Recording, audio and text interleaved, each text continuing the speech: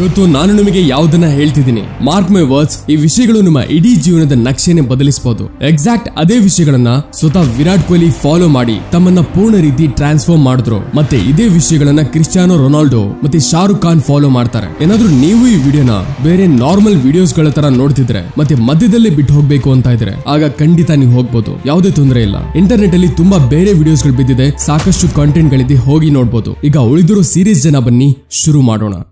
ನಿಮ್ಮ ಒಂದು ರೆಗ್ಯುಲರ್ ದಿನ ಹೇಗೆ ಹೋಗುತ್ತೆ? Let me guess. ನೀವು ಬೆಳಿಗ್ಗೆ ಎದ್ದ ತಕ್ಷಣ ನಿಮ್ಮ ಫೋನ್ ಎತ್ಕೊಂಡು ವಾಟ್ಸ್ಆಪ್ ಚೆಕ್ ಮಾಡಿದ್ರಿ, ಇನ್ಸ್ಟಾಗ್ರಾಮ್ ಚೆಕ್ ಮಾಡಿದ್ರಿ, ಇದರ ನಂತರ ಟಾಯ್ಲೆಟ್ ಹೋಗ್ತೀರಾ, ಸ್ನಾನ ಮಾಡ್ತೀರಾ, ಬಟ್ಟೆ ಹಾಕೊಂಡು ರೆಡಿ ಆಗ್ತೀರಾ, ಮತ್ತೆ ನಾಷ್ಟಾ ತಿಂಡಿ ಮಾಡಿ ಮನೆಯಿಂದ ಹೊರಡ್ತೀರಾ. ನೀವು ಅದೇ ರಸ್ತೆಯಲ್ಲಿ ನಡೀತೀರಾ, ನೀವು ಅದೇ ಸೇಮ್ ಜಾಗದಲ್ಲಿ ಹೋಗಿ ಅದೇ ಸೇಮ್ ಕೆಲಸ ಮಾಡ್ತೀರಾ, ಮತ್ತೆ ಅದೇ ಸೇಮ್ ಜನಗಳಿಗೆ ಭೇಟಿ ಆಗ್ತೀರಾ. ಅವರು ನಿಮ್ಮನ್ನ ಅದೇ ಸೇಮ್ ಫೀಲ್ ಮಾಡಿಸ್ತಾರೆ. ಕೆಲವು ಜನರಿಂದ ಬಚಾವ್ ಆಗ್ತೀರಾ, ಮತ್ತೆ ಕೆಲವು ಜನರ ಹತ್ರ ಕೂತ್ಕೋತೀರಾ. ನಿಮ್ಮ ಕೆಲಸ ಏನಿರುತ್ತೋ ಅದನ್ನ ಫಿನಿಶ್ ಮಾಡಿ ನೀವು ಅದೇ ಸೇಮ್ ರಸ್ತೆಯಿಂದ ವಾಪಸ್ ಮನೆಗೆ ಹೋಗ್ತೀರಾ.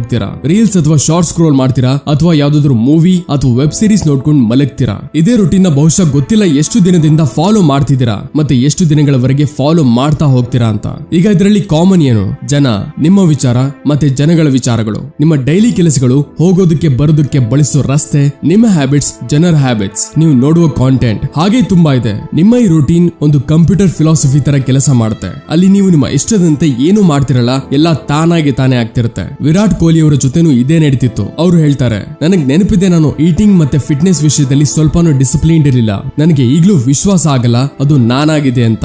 ಇದು 2012ರ ಮಾತು. ಪ್ರತಿ ಸಲ ತರ ಆ ಸೀಸನ್ ಕೂಡ ನನ್ನ ಪರ್ಫಾರ್ಮೆನ್ಸ್ ಕೆಟ್ಟದಾಗಿ ನಡೀತು. ನನ್ನ ಈಟಿಂಗ್ ಹ್ಯಾಬಿಟ್ಸ್ ತುಂಬಾ ಕೆಟ್ಟದಾಗಿತ್ತು. ನಾನು ಆ ಟೈಮಲ್ಲಿ ನ್ಯಾಷನಲ್ ಟೀಮ್ ಅಲ್ಲೂ ಆಡ್ತಿದ್ದೆ, ಆದ್ರೆ ನನಗೆ ಯಾವುದೇ ದೊಡ್ಡ ಸಕ್ಸಸ್ ಸಿಗ್ಲಿಲ್ಲ. ನ್ಯೂರೋ ಸೈಂಟಿಸ್ಟ್ ಡಾಕ್ಟರ್ ಜೋಯ್ ಡಿಸ್ಬೋನ್ಸೋ ಅವರ ಪ್ರಕಾರ 35ರ ವಯಸ್ಸು ಬರೋ ತನಕ ನಾವು ಏನೆಲ್ಲ ಆಗಿರ್ತೀವೋ ಅದರ 95% ನಮ್ಮ ಸಬ್ ಕಾನ್ಶಿಯಸ್ ಮೈಂಡ್ ಆಗಿರುತ್ತೆ. ಈ ಸಬ್ ಕಾನ್ಶಿಯಸ್ ಪ್ರೋಗ್ರಾಮ್ ನಮ್ಮ beliefs, behaviour, attitude, emotional reaction ಮತ್ತೆ ಅನ್ಕಾನ್ಶಿಯಸ್ ಹ್ಯಾಬಿಟ್ಸ್ ಗಳ ಒಂದು ಮಿಶ್ರಣವಾಗಿರುತ್ತೆ. ಅದು ನಮ್ಮನ್ನ ಒಂದು ಸರ್ಟೆನ್ ಆಕ್ಷನ್ ತಗೊಳ್ಳೋದಕ್ಕೆ ಬಲವಂತ ಮಾಡೋದು. ಉಳಿದಿರೋ 5% ನಮ್ಮ ಕಾನ್ಶಿಯಸ್ ಮೈಂಡ್ ಆಗಿರುತ್ತೆ. ಅದು ಹೇಳುತ್ತೆ, ನನ್ನನ್ನ ನಾನು ಬದಲಿಸಬೇಕು ಅಂತ ಇದ್ದೀನಿ, ನಾನು ಹೆಲ್ತಿ ಆಗ್ಬೇಕು ಅಂತ ಇದ್ದೀನಿ, ನಾನು ಫಿಟ್ ಆಗ್ಬೇಕು ಅಂತ ಇದ್ದೀನಿ, ನಾನು ಒಂದು ಹೊಸ ಸ್ಕಿಲ್ ನ ಕಲಿಬೇಕು ಅಂತ ಇದ್ದೀನಿ, ನಾನು ದಿನ ಹಾರ್ಡ್ ವರ್ಕ್ ಮಾಡ್ಬೇಕು ಅಂತ ಇದ್ದೀನಿ, ನಾನು ಖುಷಿಯಾಗಿರ್ಬೇಕು ಅಂತ ಇದ್ದೀನಿ, ನಾನು ಫ್ರೀ ಆಗ್ಬೇಕು ಅಂತ ಇದ್ದೀನಿ. ಮತ್ತೆ ನಾವು ದಿನ ಈ 5% ಕಾನ್ಶಿಯಸ್ ಮೈಂಡ್ ಜೊತೆ 95% ಸಬ್ ಕಾನ್ಶಿಯಸ್ ಪ್ರೋಗ್ರಾಮ್ ಜೊತೆ ಹೋರಾಡೋ ಪ್ರಯತ್ನ ಮಾಡ್ತೀವಿ, ಮತ್ತೆ ದಿನಾಲು ಕೆಟ್ಟ ರೀತಿಲಿ ಸೋತ್ ಹೋಗ್ತೀವಿ. ಇದೇ ರೀಸನ್ ಇದೆ.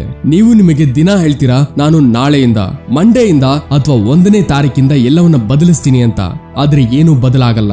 ಅದಕ್ಕೆ ಎಲ್ಲಕ್ಕಿಂತ ಮೊದಲು ಈ ಮಾತನ್ನ ಅಕ್ಸೆಪ್ಟ್ ಮಾಡ್ಕೊಳ್ಳಿ. ಯಾವ ಹೋರಾಟ ನೀವು ಮಾಡ್ತಿದ್ದೀರೋ ಅದರಲ್ಲಿ ನೀವು ಸೋಲೋದು ನಿಶ್ಚಿತ ಇದೆ. ನೀವು ನಿಮ್ಮ ಸಬ್ ಕಾನ್ಶಿಯಸ್ ಮೈಂಡ್ ಇಂದ ಗೆಲ್ಲೋದಕ್ಕಾಗಲ್ಲ. ನಿಮ್ಮ ಲೈಫ್ ನಿಮ್ಮ ಕಂಟ್ರೋಲ್ ಅಲ್ಲಿ ಇಲ್ಲ. ನೀವು ಕೇವಲ ಒಬ್ಬ ಪ್ಯಾಸೆಂಜರ್, ಮತ್ತೆ ಈ ಸಬ್ ಕಾನ್ಶಿಯಸ್ ಪ್ರೋಗ್ರಾಮ್ ಡ್ರೈವರ್ ಸೀಟ್ ಅಲ್ಲಿ ಕೂತಿದೆ. ಅದು ನಿಮಗೆ ಅಲ್ಲೇ ಕರ್ಕೊಂಡು ಹೋಗುತ್ತೆ ಎಲ್ಲಿ ಅದು ಕರ್ಕೊಂಡು ಹೋಗ್ಬೇಕು ಅಂತ ಇರುತ್ತೋ. ಅದಕ್ಕೆ ಈಗೇನು ಸೋಲೊಪ್ಕೊಂಡು ಒಂದು ಸಾಧಾರಣವಾದ ಜೀವನ ಬದುಕ್ತಿರ್ಬೇಕಾ? ಇಲ್ಲ.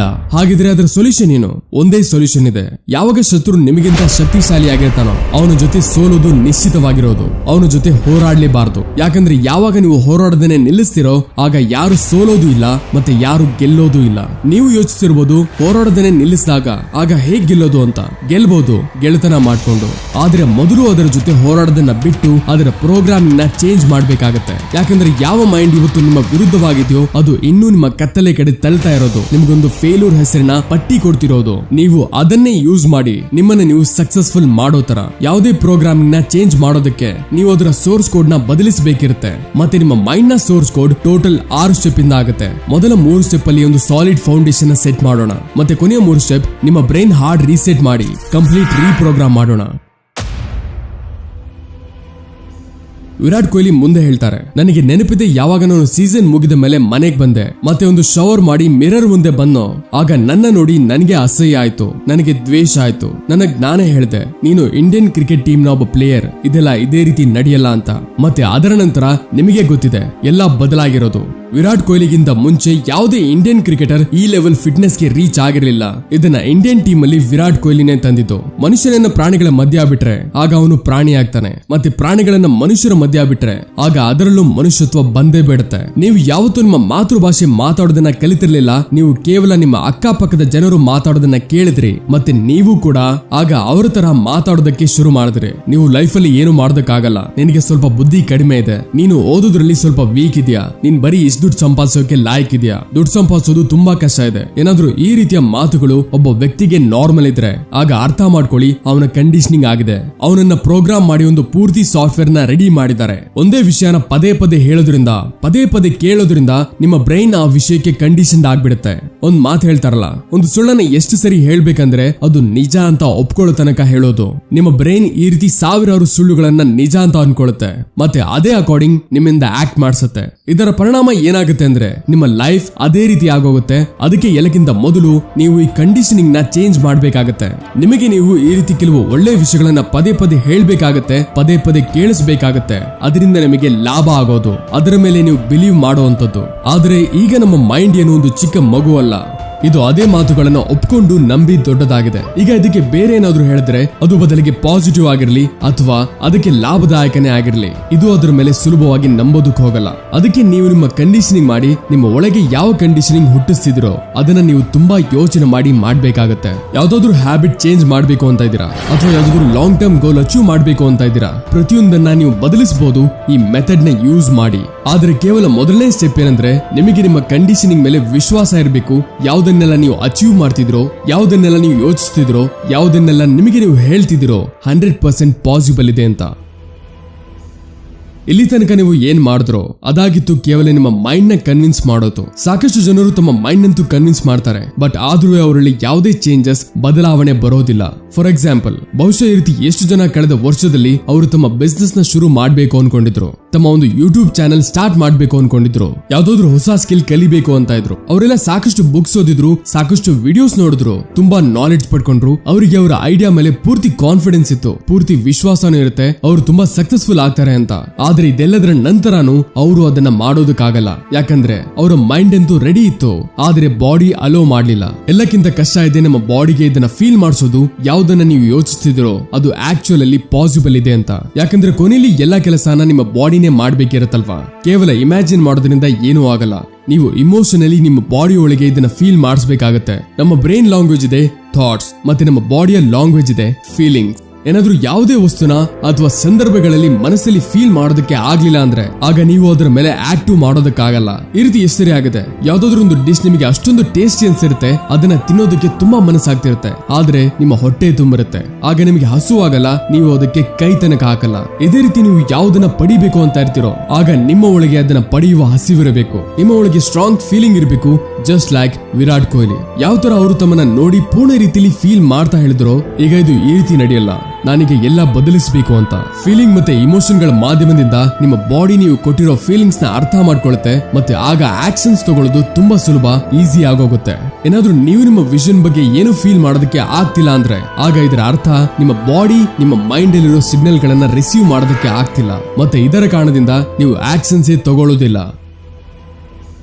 ಇಲ್ಲಿ ತನಕ ನೀವು ಏನೆಲ್ಲ ಮಾಡಿದ್ರೋ ನಿಮ್ಮ ಹ್ಯಾಬಿಟ್ಸ್ ಗಳ ಕಾರಣದಿಂದ ಮಾಡ್ತೀರಿ, ಮುಂದೇನು ಏನೆಲ್ಲ ಮಾಡ್ತಿರೋ ಅದುವೇ ನಿಮ್ಮ ಹ್ಯಾಬಿಟ್ಸ್ ಗಳ ಕಾರಣದಿಂದ ಮಾಡ್ತೀರಾ. ಯಾವಾಗ ನೀವು ನಿಮ್ಮ ಮೈಂಡ್ ಇಂದ ಇದನ್ನ ಬಿಲೀವ್ ಮಾಡೋದಕ್ಕೆ ಶುರು ಮಾಡ್ತಿರೋ ಮತ್ತೆ ನಿಮ್ಮ ಬಾಡಿಲಿ ಇದನ್ನ ಫೀಲ್ ಮಾಡೋದಕ್ಕೆ ಶುರು ಮಾಡ್ತಿರೋ ಆಗ ಹೋಗಿ ನೀವು ನಿಮ್ಮ ಬಿಹೇವಿಯರ್ ಅಲ್ಲಿ ಚೇಂಜಸ್ ತರೋದಕ್ಕೆ ಆಗೋದು. ಮತ್ತೆ ಈ ಬಿಹೇವಿಯರ್ ನಿಮ್ಮ ಹ್ಯಾಬಿಟ್ಸ್ ಆಗುತ್ತೆ, ಮತ್ತೆ ನಿಮ್ಮ ಎಲ್ಲಾ ಹ್ಯಾಬಿಟ್ಸ್ ಸೇರಿ ನಿಮ್ಮ ಸಬ್ ಕಾನ್ಶಿಯಸ್ ನ ರೀಪ್ರೋಗ್ರಾಮಿಂಗ್ ಮಾಡುತ್ತೆ. ಆಗ ಅಲ್ಲಿಂದ ನಿಮ್ಮ 95% ಆಕ್ಷನ್ಸ್ ಬದಲಾಗುತ್ತೆ. ನೀವು ಪ್ರತಿದಿನ ಏನು ಯೋಚನೆ ಮಾಡದೆ ಯಾವ್ದೆಲ್ಲ ಆಕ್ಷನ್ಸ್ ತಗೋತಿರೋ ಅದು ನಿಮ್ಮ ಸಕ್ಸಸ್ ಕಡೆ ಇನ್ನೂ ಹತ್ರ ಕರ್ಕೊಂಡು ಹೋಗುತ್ತೆ. ವಿರಾಟ್ ಕೊಹ್ಲಿ ಮುಂದೆ ಹೇಳ್ತಾರೆ, ಅದರ ಮುಂದಿನ ದಿನದಿಂದ ಎಲ್ಲಾ ಬದಲಾಯ್ತು. ನಾನು ಡಯಟ್ ಮತ್ತೆ ಫಿಟ್ನೆಸ್ ಬಗ್ಗೆ ಪೂರ್ಣ ರೀತಿಯಲ್ಲಿ ಡಿಸಿಪ್ಲಿನ್ಡ್ ಆಗೋದೆ. ಯಾವುದೇ ಜಂಕ್ ಫುಡ್ ಇಲ್ಲ, ಯಾವುದೇ ಚೀಟ್ ಮೀಲ್ ಇಲ್ಲ, ಪ್ರಾಪರ್ ಡಯಟ್ ಮತ್ತೆ ದಿನದಲ್ಲಿ 2 ಗಂಟೆ ಜಿಮ್. ಇದೆಲ್ಲ ಹೇಗಾಯ್ತು ಮೊದಲು ಅದನ್ನ ತಿಳ್ಕೊಳ್ಳೋಣ. ಈಗ ನೀವು ಮೊದಲು 3 ಸ್ಟೆಪ್ ತಗೊಂಡು ಒಂದು ಸಾಲಿಡ್ ಫೌಂಡೇಶನ್ ನ ಬಿಲ್ಡ್ ಮಾಡಿದೀರಾ, ಮತ್ತೆ ಈಗ ಉಳಿದಿರೋದೆ ನಿಮ್ಮ ಬ್ರೈನ್ ನ ಹಾರ್ಡ್ ರೀಸೆಟ್ ಮಾಡಿ ಪ್ರೋಗ್ರಾಮಿಂಗ್ ಮಾಡೋದು.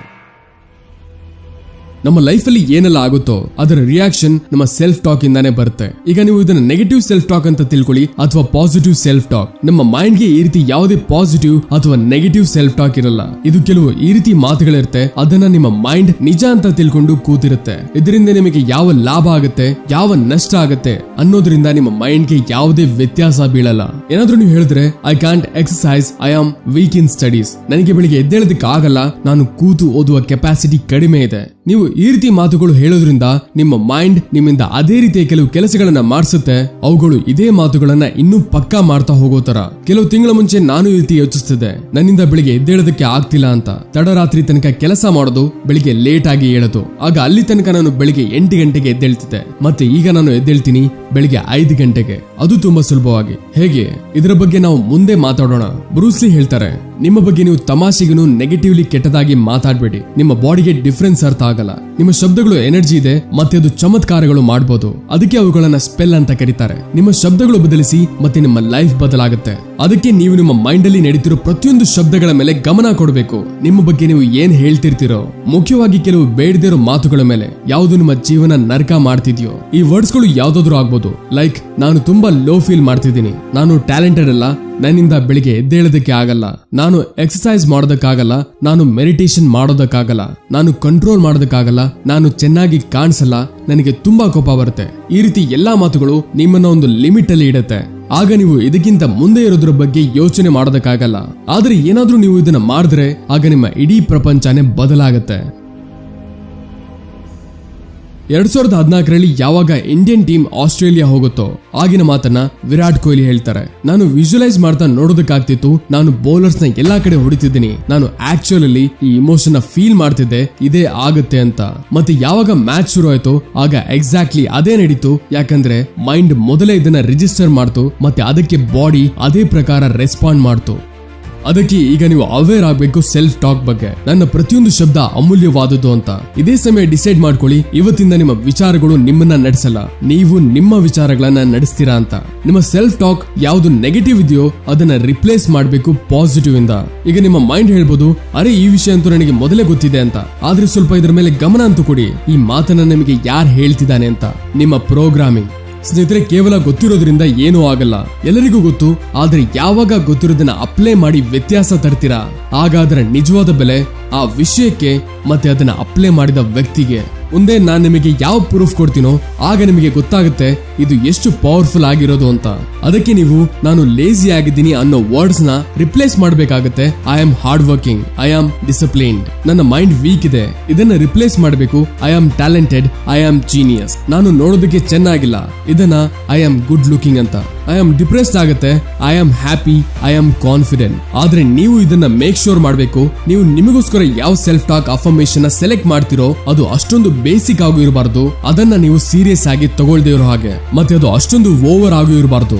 ನೀವು ಅದ್ರ ಮೇಲೆ ವಿಶ್ವಾಸನೆ ಇಡೋದಕ್ಕೆ ಆಗದೆ ಇರೋಷ್ಟು. ಮತ್ತೆ ಇದನ್ನ ಹೇಳ್ಬೇಕಾದ್ರೆ ಬರೀಬೇಕಾದ್ರೆ ನಿಮ್ಮ ಒಳಗೆ ಒಂದು ಸ್ಟ್ರಾಂಗ್ ಫೀಲಿಂಗ್ ಡೆವಲಪ್ ಆಗ್ಬೇಕು. ನೀವು ಯಾವ್ದನ್ನ ಹೇಳ್ತಿದಿರೋ ಅದರ ಮೇಲೆ ಪೂರ್ತಿ ಫೀಲಿಂಗ್ ಜೊತೆ ಬಿಲೀವ್ ಮಾಡಿ. ಒಂದು ಟೈಮ್ ನ ಫಿಕ್ಸ್ ಮಾಡಿ. ಅಂದ್ರೆ ಬೆಳಿಗ್ಗೆ ಕೆಲಸ ಶುರು ಆಗೋದಕ್ಕಿಂತ ಮೊದಲು ಮತ್ತೆ ರಾತ್ರಿ ಮಲಗೋ ಸಮಯ ದಿನ 10-15 ನಿಮಿಷ ನೀವು ಬರೀಬೇಕು. ನೀವು ಅದನ್ನ ಹೇಳ್ಬೇಕು ಮತ್ತೆ ಅದನ್ನ ವಿಜುವಲೈಸ್ ಕೂಡ ಮಾಡ್ಬೇಕು. ನಿಮ್ಮ ಮೈಂಡ್ ಅಲ್ಲಿ ಈ ವಿಷಯಗಳು ನಡೀತಿರ್ಬೇಕು. ಯಾವ ತರ ನೀವು ಒಂದು ಮ್ಯೂಸಿಕ್ ನ ಪದೇ ಪದೇ ಕೇಳ್ತಿರೋ ಆಗ ಅದು ನಿಮ್ಮ ಮೈಂಡ್ ಅಲ್ಲಿ ತಗಲಾಕೊಳ್ಳುತ್ತೆ. ನಿಮ್ಗೆ ಇಷ್ಟ ಇಲ್ಲ ಅಂದ್ರೂ ನಡೀತಿರುತ್ತೆ, ಹೌದಲ್ವಾ? ಇದೇ ರೀತಿಯ ಕೆಲವು ಅಫರ್ಮೇಷನ್ ನಿಮಗೋಸ್ಕರ ನೀವು ತಯಾರಿ ಮಾಡ್ತಿರೋ ಅದನ್ನ ನೀವು ಅಷ್ಟು ಫೀಲಿಂಗ್ ಮಾಡ್ಕೊಂಡು ಬರೀಬೇಕು, ಹೇಳ್ಬೇಕು. ಅವುಗಳು ನಿಮ್ಮ ಬಾಡಿ ಬ್ರೈನ್ ಅಲ್ಲಿರೋ ಒಂದೊಂದು ಸೆಲ್ ಅಲ್ಲಿ ಕೂತ್ಕೋಬೇಕು. ಈಗ ನೋಡಿ ಇದು ಕೆಲಸ ಹೇಗ್ ಮಾಡುತ್ತೆ. ಯಾವ ತರ ನೀವು ಹೇಳ್ಬೇಕಾದ್ರೆ ಫೀಲ್ ಮಾಡ್ತಿರೋ like I am super confident, ಆಗ ನೋಡಿ ನೀವು ಒಂದು ಬೇರೆ ತರನೇ ನಡೆಯೋದಕ್ಕೆ ಶುರು ಮಾಡ್ತೀರಾ. ಬಾಡಿ ಅದೇ ಪ್ರಕಾರ ರೆಸ್ಪಾಂಡ್ ಮಾಡೋದಕ್ಕೆ ಶುರು ಮಾಡುತ್ತೆ. ಯಾವಾಗ ನೀವು ಹೇಳ್ತಿರೋ I am talented, I am genius, ಈಗ ನಿಮ್ಮ ಗಮನ ಬುಕ್ಸ್ ಅಥವಾ ಪಾಡ್ಕಾಸ್ಟ್ ಅಥವಾ ಈ ರೀತಿ ವಿಡಿಯೋಸ್ ಕಡೆ ಹೋಗೋದಕ್ಕೆ ಶುರು ಮಾಡುತ್ತೆ. ಅದು ನಿಮ್ಮನ್ನ ಇನ್ನೂ ಹೆಚ್ಚು ಇಂಟೆಲಿಜೆಂಟ್ ಮಾಡೋದು. ನೀವು ಆಗ ತುಂಬಾ ಚೆನ್ನಾಗಿ ಓದ್ತೀರಾ. ಮತ್ತೆ ಯಾವಾಗ ನೀವು ಹೇಳ್ತಿರೋ ಐ ಆಮ್ ಗುಡ್ ಲುಕಿಂಗ್, ಆಗ ನೀವು ಸರ್ಚ್ ಮಾಡ್ತೀರಾ ಲುಕ್ಸ್ ಇನ್ನು ಚೆನ್ನಾಗಿ ಹೇಗೆ ಇಂಪ್ರೂವ್ ಮಾಡಬಹುದು.